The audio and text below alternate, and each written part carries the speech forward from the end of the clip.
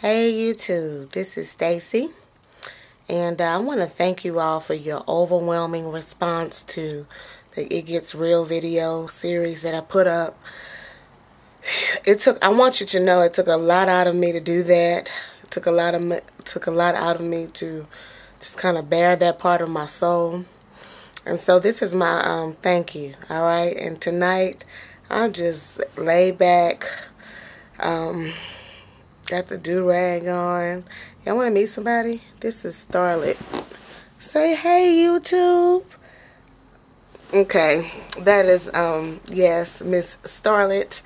And, I just wanted you all to meet her. She's a dear, dear, dear friend. But I wanted to come on tonight to give you some more real talk. You know, God is so awesome. Can I brag on him for a moment? Of course I can. He is faithful.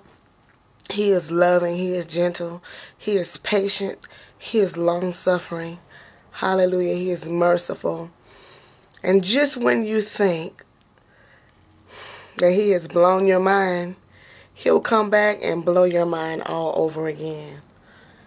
Whew. I love him today. I love him, oh, because he first loved me. He purchased my salvation way back on Calvary. Anyway, that's my little praise for God.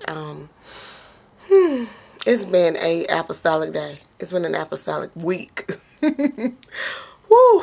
So many things going on today in the spirit. You know, I spent a lot of today just doing a lot of thinking, a lot of reflecting, and that's really what I do oftentimes during the day as well, along with counseling and along with, you know, doing the administrative work of the ministry. A lot of my time, a lot of my days were spent in prayer and just really in meditation and in study, in reflection. And again, so I'm just thinking, and again, it's late. Notice the bags. They are becoming my most popular accessory on YouTube. You know, if you want to see how I look, I guess when I'm fresh, you're going to check out the pictures. Because on these videos, best I can do for you is give you some makeup. That's about all. Tonight, whenever you're watching this, it may be day or night, I'm not sure, but whenever you're watching this, I want to encourage everyone who owns one of these cameras, who owns any kind of publishing technology, to get on YouTube and to really begin to minister. Because like never before, the church is becoming so, I hesitate to use this term, but I'm going to go on and use it and then clarify my statement. The church, in many people's minds and in many people's lives, is becoming obsolete. What do I mean by that? I mean, people are not going to church. They're not tuning in to the Word Network. They're not tuning in to TBN. Gotta love Paul and Jan. But they're not loving Paul and Jan. They are watching YouTube. And I'm finding out that this is a very big evangelism field. So listen, this is my heads up to everyone out there. You love God and you're called by God to deliver a word. Turn your cameras on and start talking, because people are listening. The gospel of Jesus Christ. And tonight, I just want to share. There are many of you all who are upcoming prophets and apostles and young preachers. You know, we're around the same age grouping.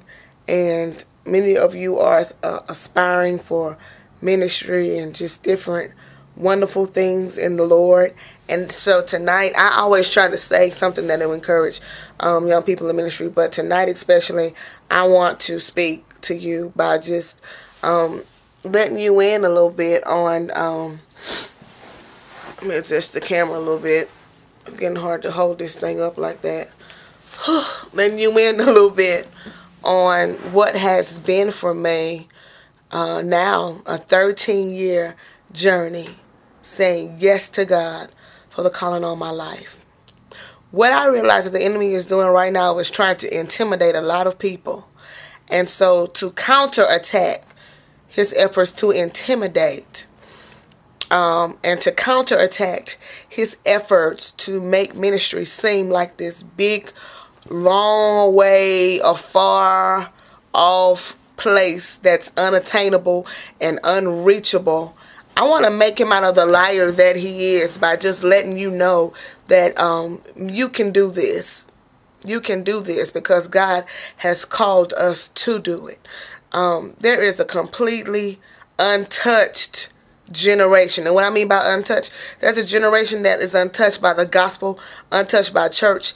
It used to be a time in which society would deem you, I guess, a respectable figure if you were in attendance to some kind of religious organization, be it going to a church or a mosque or a synagogue, wherever you would go. But these days, there's a society that is completely free from religious influence, and it's cool. So it's cool with them, I should say.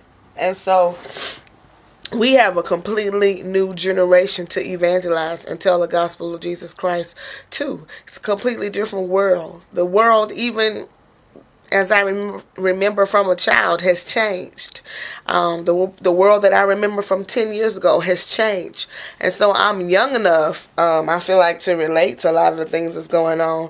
I'm also old enough, help me Lord, to also be able to relate to the changes that have occurred in society. I mean, it used to be a time when you just didn't hear about people just not going to church.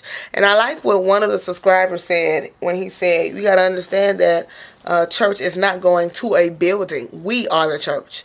I could not agree more. But if people don't have a foundation, my foundation, of course, is in holiness, apostolic Pentecostalism, and also in the Baptist tradition, very rich Baptist heritage as well. If you don't have a foundation like that, then what you're discovering is there is just a completely unchurched generation. People that just are unchurched. But listen, there is a word for the unchurched, and that is that Jesus saves to the utmost. So you're dealing with people who, like me, they don't know anything about playing a tambourine and wearing hats and suits and whatever, I don't know, just anything that we would equate with church. They don't know the religious hierarchy. They don't know the system. They don't know all of that. But what they do know is there is a longing in their spirit for something that is greater. And that greater is God. So keep watching, because I want to talk about some other things that I feel like will help us to get a grip and help us to grasp the kind of Jesus that I feel like we oftentimes miss and we neglect to present to society. What we try to do is we try to hook them into the church. And when they're not impressed by the stained glass windows or the pews or the choir or the sound of the praise team, when they're no longer impressed by our clothes and our status symbols in church, and there is nothing more to offer them, they go back out into the world just lost. Like, okay, I could have had a V8 because we're not giving them God. We're trying to pass on a tradition to them that means nothing. But what would happen, I wonder, what would happen if we just give them Jesus? All right? Keep watching.